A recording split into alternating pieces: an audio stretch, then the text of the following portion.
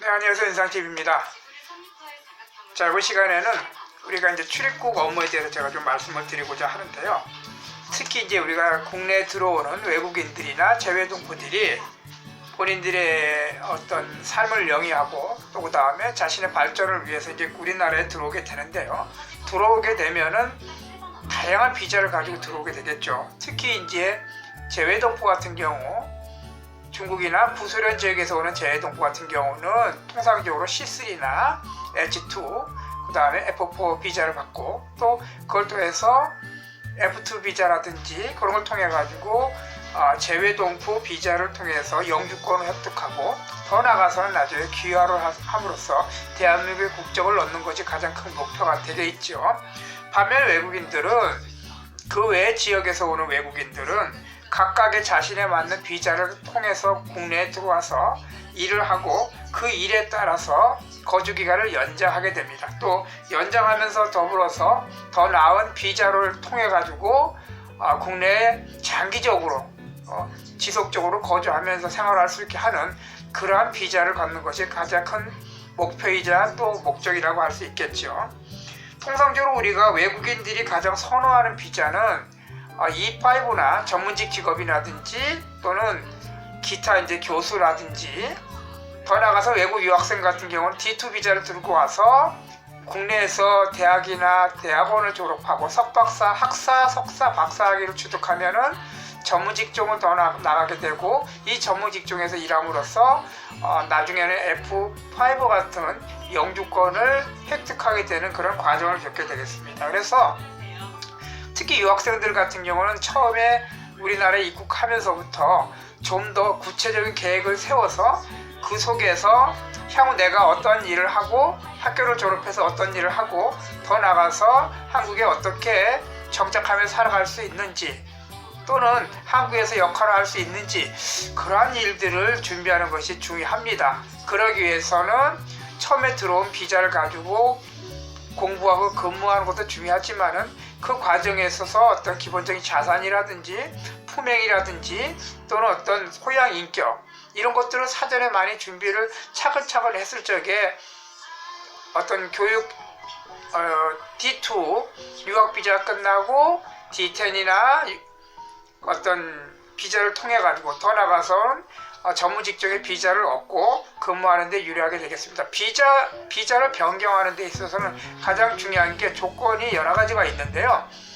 그 중에서 다른 조건들은 내가 노력하면 얻어지고 또 그다음 기간도 이루어질 수 있습니다. 근데 그 중간에 범죄 행위라든지 과태료라든지 벌금이라든지 이런 것을 부여받게 된다면은 비자를 변경할 수 있는 조건조차도 기회를 얻을 수 없기 때문에 특히 외국인들이나 재외동포들이 우리나라에 들어와서 생활할 때는 그런 것에 충실하게 착안을 해서 준비를 하고 또 신경을 써야 된다는 것을 반드시 말씀드리고 싶습니다.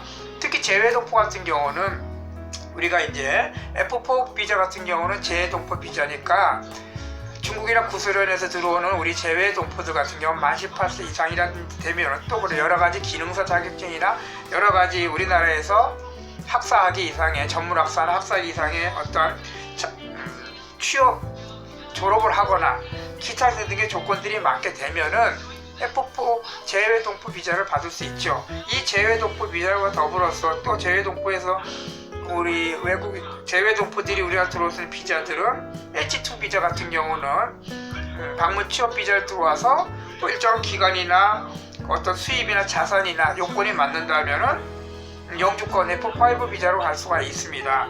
또 외국인들 같은 경우도 또 말하자면은 그 F2 비자가 거주 비자지 않습니까? 이 거주 비자는 장기간 영주권으로 가는 데 있어서 가장 중요한 비자 조건 중에 하나 F2 비자를 발급받고 일정한 기간과 경우에 따라서는 조건이 맞으면은 F5 영주권 비자를 받을 수 있기 때문에 특히 외국인들이 초기의 비자, 전문 직종 비자는 더불어서 E9 같은 비전문 직종의 비자든지 또는 재외동포는 H2 비자라든지 더 나아가서는 F2 비자를 받고 일정 기간이 지나면은 F5 영주권 비자를 받을 수 있는 조건이 되기 때문에 이런 것들을 충분히 사전에 이미 들어오면서부터 준비를 하고 또 그렇게 과정을 밟아야 될 것으로 생각합니다. 특히 이제 우리가 F2 비자 같은 경우는 특히 외국인들 같은 경우는 이제 기존의 비자에서 F2 비자를 변경하게 되면은 여러 가지 직업에 대한 다양성이라든지 거주 요건이라든지 더 나가서는 이제 나중에 F5 영주권 비자를 받는데 굉장히 그 과정의 길이 되죠. 그래서 외국인들 특히 이 F2 비자를 밟으려고 많이 노력을 하고 또 이것에 대해서 신경을 쓰고 있습니다.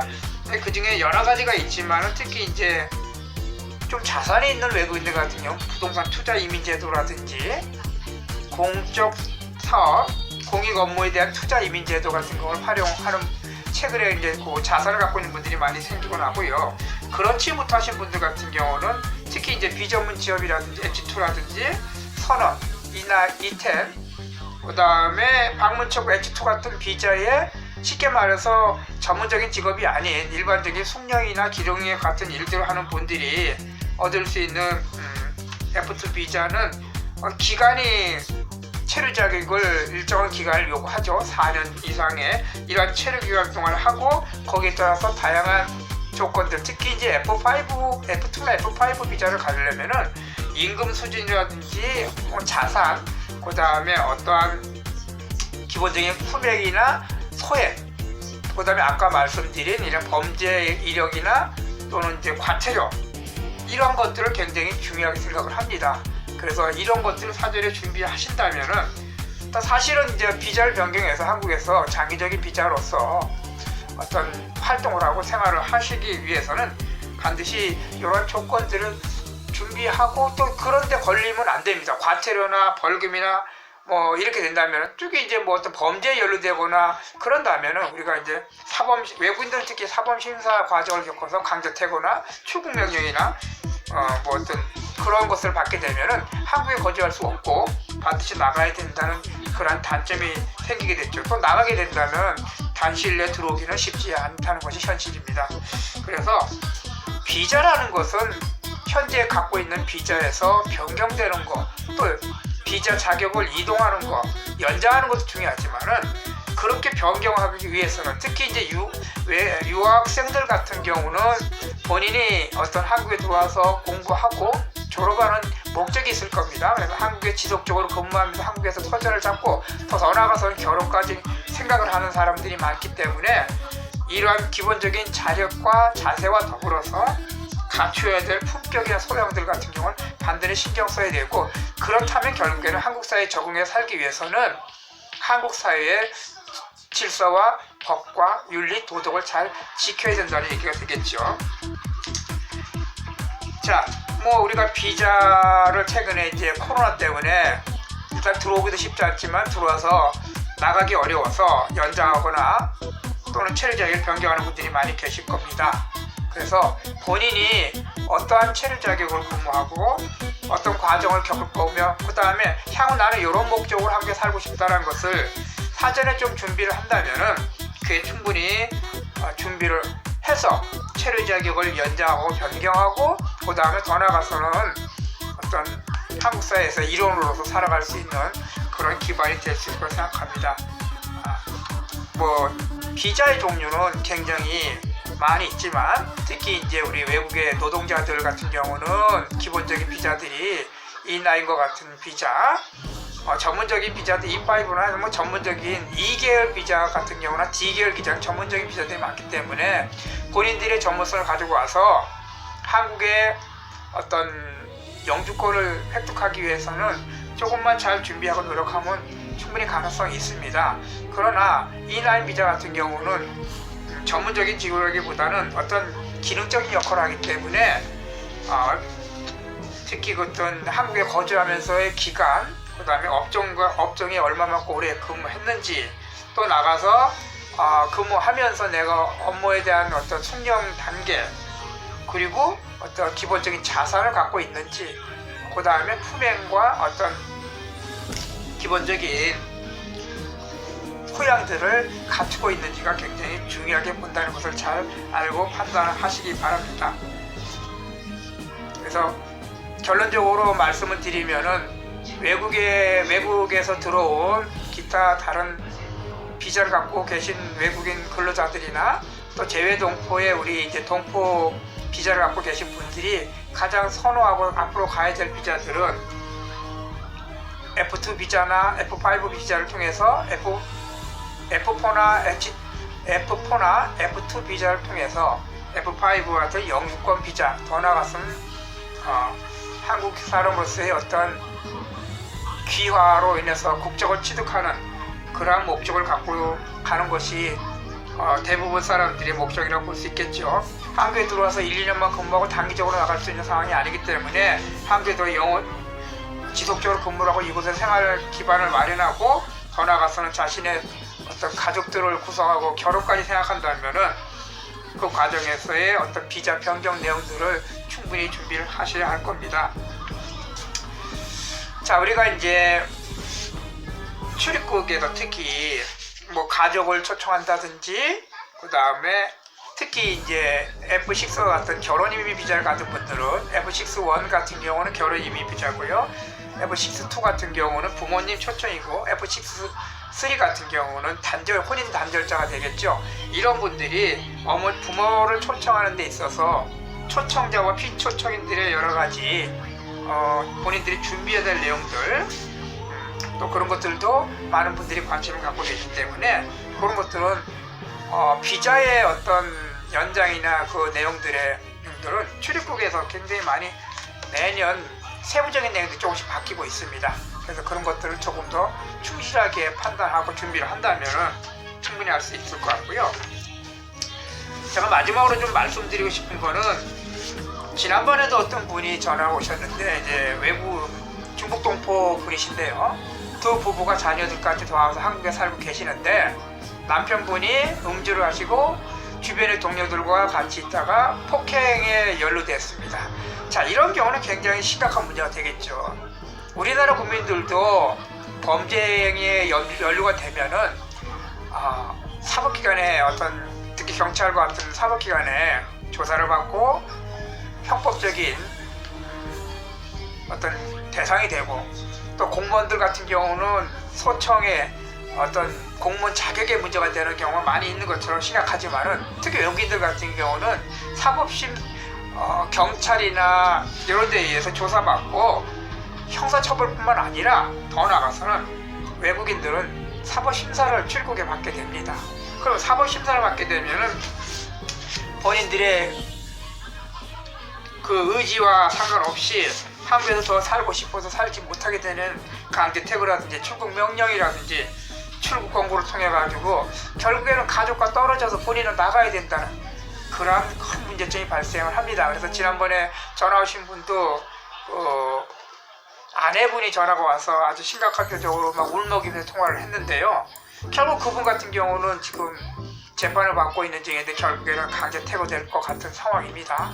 그래서 강제 퇴거되기 전에 출입국부터 그런 강제 퇴거와 같은 명령서를 받으면 즉시 7일 이내에 어떤 이의 신청서를 좀 제출해서 소위 말해서 이제 행정심판 청구를 해서 강제 퇴거 기간을 조금 더 늘리고 그 기간에 한국에서의 어떤 여러 자산 임무 문제라든지 정리할 걸 정리를 하고 또 자녀들하고 와이프는 여기에 있으니까 그런 것들을 좀 준비를 하는 수밖에 없다라고 이제 조언을 드렸는데요. 아주 좀 안타까운 일들이죠. 자, 그래서 이런 것들 특히 외국인들, 한국에 들어오는 이러한 외국인들은 특히 이런 그 범죄와 관련된 것에 연루되면 절대 안 되겠습니다. 그래서 상당히 항상 조심하고 또 이렇게 본인의 삶에 대해 있어서 심혈을 기울여 살아야 될 것으로 생각합니다. 자, 재외동포에 대해서 이제 코로나가 어느 정도 진척이 되고 과거와 같이 100%는 안 되겠지만 과거처럼 이제 출입국이 어느 정도 자유스러워진다면 또 한국이 경제 세계 8위에 수출입 대국이 됐습니다. 이제 선진국으로 이제 한국이 발돋움 했기 때문에 외국인들이 더 많이 들어오고 특히 재외동포들이 더 많이 들어와서 우리나라에서 삶을 영위하고 일자리를 찾아 들어올 겁니다. 그러면 그런 분들은 본인들이 앞으로의 미래와 어떻게 할 것인가를 좀 더 명확히 준비를 하셔서 들어오셔서 특히 유학생들 같은 경우 본인이 한국에 와서 유학생활하고 더 나아가서 한국에서 직업을 선택을 해서 살아갈 수 있는 그런 기회가 많이 생길 텐데요. 그러기 위해서는 이런 비자 내용들을 들어오면서 세부적으로 좀 파악을 해서 준비를 하시는 게 좋고요. 혼자 쿵쿵거리지 마시고 또 주변에 상당히 많이 비자와 관련된 브로커들이 많이 있다는 것을 우리는 잘 알고 있습니다. 자, 여러분도 알다시피 이 출입국 비자 문제는 변호사와 행정사 많이 할 수 있습니다. 그러면은 그런 전문가들하고 가서 자기의 어떤 상황과 위치를 상담하고 앞으로의 과정들을 좀 더 면밀히 체계적으로 준비를 해야지만이 비자를 연장하고 변경하고 더 나아가서 한국 사회에서 진짜 올바르게 살아갈 수 있는 기반이 될 수 있다는 것을 알 수 있을 겁니다. 브로커들과 관련된 비전문가들을 만나서 상담하고 한다면은 잘못된 길을 제시할 수 있고요. 또는 비용도 엄청나게 많이 엉터리 같은 것을 요구하는 경우가 많이 있습니다. 합리적인 비용과 전문성을 가진 사람들을 통해서 할 수 있도록 차분하게 준비하시고 많이 좀 알아보시는 게 좋겠습니다. 자, 비자와 관련된 문제들, 출입국 관련된 문제들은 차후적으로, 중차적으로, 지속적으로 제가 단계별로 비자의 그 종류, 업무별로 좀 구체적으로 좀 하나씩 설명을 이제 나중에 드릴 기회가 있을 것입니다. 물론 시중에 우리가 지금 유튜브 상에 많은 행정사분들이 비자에 대해서 설명을 하고 계십니다. 다 그분들의 각각에 찾아가서 자신의 어떤 상황과 앞으로의 어떤 비자에 대한 연장이라든지 변경이라는 것을 말씀드릴 수도 있겠지요. 항상 그러나 가장 중요한 것은 좀 더 진실하고 합리적이고 진짜 나를 위해서 얘기해 줄 수 있는 그런 분들을 찾아서 상담 받으시고 준비하시는 것이 중요하다고 볼 수 있겠습니다. 출입국 비자 업무에 대해서 전반적으로 말씀을 드렸고요. 특히 외국인들 같은 경우는 F2 비자를 통해서 F5 영주권 비자로 갈 수 있는 그 과정을 준비를 하라는 것과 재외동포 같은 경우는 F4나 H2 비자를 통해서 영주권으로 가야 되는 그 과정 준비를 좀 하셔야 된다는 겁니다. 세부적인 것들은 좀 더 하나하나 어떤 서류를 보면서 준비하시면 됩니다. 그러나 혼자 하시기 어렵죠. 그래서 전후 과정을 좀 더 상담하시는 게 중요하다고 볼 수 있겠습니다. 감사합니다. 오늘은 출입국에서 전반적으로 한번 말씀을 드렸습니다. 감사합니다.